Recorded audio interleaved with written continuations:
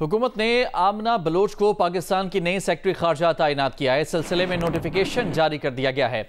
आमना Bloch 11 सितंबर से secretary खारजा के ओहदे का चार्ज संभाल लेंगी। आमना बलोच इस वक्त बेल्जियम और यूरोपीय यूनियन में बतौर सफीर खिदमात सर अंजाम दे रही हैं। वफाकी हुकूमत ने सरकारी अखराजात में कमी के लिए इक़दाम का फैसला किया है। वफाकी काबीना की मंजूरी के बाद वजारत खजाना ने बचत करने के लिए सर्कुलर जारी कर दिया। फैसले के तहत वफाकी हुकूमत के मातहत इदारों में 3 साल से खाली असामियाँ ख़त्म हो जाएंगी।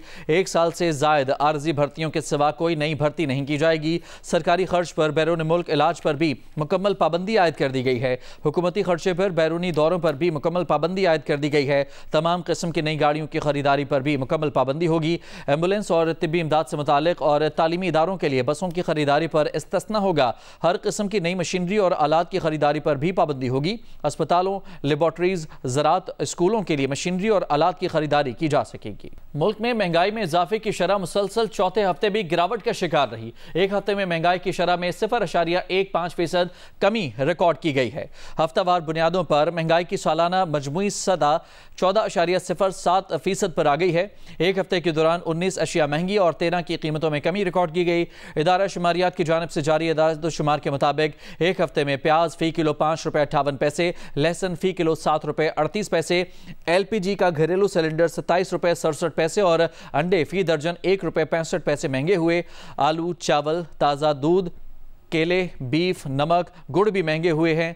एक हफ्ते के दौरान टमाटर फी किलो ₹19.03, चिकन फी किलो ₹6.73 और गंदम का 20 किलो का थैला ₹23.32 सस्ता हुआ। पेट्रोलियम मसनूआत, दाल, चीनी, दाल माश और दीगर अशिया सस्ती हुई हैं।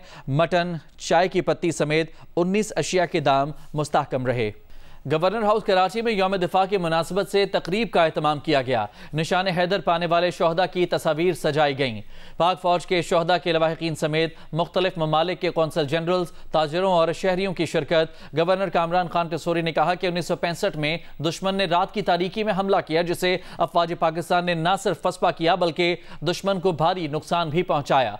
शहीद हमारा फख्र हैं और शोहदा के लवाहिकीन को कभी तनहा नहीं छोड़ेंगे। गवर्नर सिंध ने कहा कि यह मुल्क बड़ी कुर्बानियों से हासिल हुआ, लेकिन बदकिस्मती से 9 मई को शोहदा की यादगारों तक को नुकसान पहुंचाया गया। उन्होंने कहा कि पाकिस्तान का न सिर्फ दिफा मजबूत है बल्कि अब खुशहाली भी आएगी।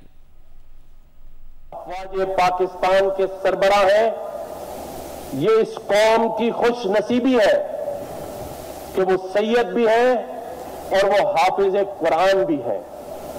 और मेरा ये मानना है कि जो हाफिज कुरान होता है उसे कुरान का वो मफहूम पता है कि किस तरह अपनी कौम की हिफाजत की जाती है, किस तरह कौम को अगर वो मुश्किल में फंसी हो तो उसे निकाला जाता है। इसीलिए आज इस अफवाज पाकिस्तान के सरबराह हमारे मुल्क के वजीर आजम मोहम्मद मियां मोहम्मद शहबाज शरीफ साहब के साथ मिलके इस पाकिस्तान को माशी बहरान से निकाल रहे हैं, जिसकी एक मिसाल SIFC का इस मुल्क में कयाम है। यौम दिफा पर पाक अफगान सरहद पर तैनात जवान अपने फर्ज की अदायगी में मसरूफ हैं। सरहद पर बाढ़ लगने से दरअंदाजी में किस हद तक कमी आई है, जवान 24 घंटे पोस्ट पर अपनी तफरीह तबाह के लिए क्या क्या करते हैं, देखते हैं जरमीन ज़ाहिरा की रिपोर्ट में। इस वक्त हम मौजूद हैं पाक अफगान बॉर्डर पर, जो कि सतह समंदर से 4600 किलोमीटर के फासले पर है, जहां पर एक जानिब पाकिस्तान और दूसरी जानिब अफगानिस्तान में जलालाबाद मौजूद है। बाढ़ लगने के बाद यहां पर दरअंदाजी में किस हद तक कमी आई है और यहां पर जवानों की, ट्रूप्स की ज़िंदगी जो है मुश्किल तरीन हालात में किस तरीके से गुजारी जाती है, आइए आज आपको दिखाते हैं। पाक अफगान बॉर्डर की अहम स्ट्रेटेजिक पोस्ट, जहाँ से अफगानिस्तान का सूबा जलालाबाद 55 किलोमीटर और ननघाट 30 किलोमीटर की दूरी पर है। यहाँ एक पोस्ट से दूसरी पोस्ट तक का फासला 400 से 800 मीटर तक है। बॉर्डर पर बाढ़ लगने के बाद से दरअंदाजी में कमी आई है। बाढ़ पर सोलर बेस्ड सेंसर से लैस लाइट्स भी नस्ब है। जहाँ से हमें ख़तरा है उनको हमने सेंसर बेस्ड रखा हुआ है। जैसे ही वहाँ पे लाइट तेज़ होती है हम इमीडिएटली उस जगह को स्कैन करते हैं अपने नाइट विजन कैमराज से, जो हमारे पास रात को देखने वाले कैमराज हैं। फेंस तो इस वक्त 100% लग चुकी, लेकिन चूँकि जब बहुत ज़्यादा तूफ़ान बारिश में या जो सीजनल नलाज हैं जब उनमें फ्लडिंग होती है तो वहाँ से फेंस डैमेज हो जाती है। जिसका फ़ायदा सम टाइम जो FAKs हैं, फितना ख़वारिज के जो मेम्बरान हैं, वो फ़ायदा उसका उठाते हैं।